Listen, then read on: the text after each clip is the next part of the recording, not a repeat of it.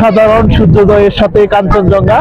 আজকের একটি 15 দিন পরে এই কাঞ্চনজঙ্ঘা দেখা গিয়েছে টাইগার হিলে, যে পৃথিবীর তৃতীয় বৃহত্তম পর্বত শৃঙ্গ। এখান থেকে দেখা হয়। এখানকার এই সূর্যোদয় দেখার জন্য শত শত পর্যটক ভিড় জমিয়েছে।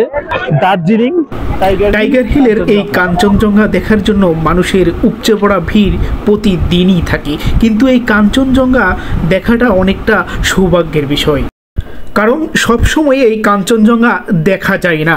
আমরা জানতে পারি যে দীর্ঘ 15 দিন পরে আজকেই হচ্ছে কাঞ্চনজঙ্ঘা দেখা গিয়েছে।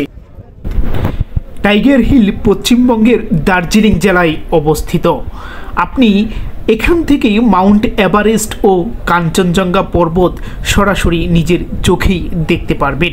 এটি বিশ্ব ঐতিহ্যের ধারাবাহিকতার অংশ হিসেবে ইউনেস্কো কর্তৃক স্বীকৃত। আর এখানে আসলে অবশ্যই আপনাকে 4:30টার মধ্যে আসতে হবে।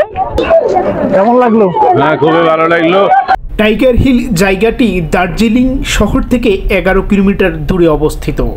দার্জিলিং থেকে এখানে জিপে করেও যাওয়া যায়, আবার চৌরাস্তা, আলুবাড়ি বা জোড়াবাংলা হয়ে পায়ে হেঁটে গিয়ে তারপর পাহাড়ি পথ বেয়ে উঠেও আপনি পৌঁছাতে পারেন, যদি আপনার শক্তি, সামর্থ্য এবং তারুণ্য থাকে।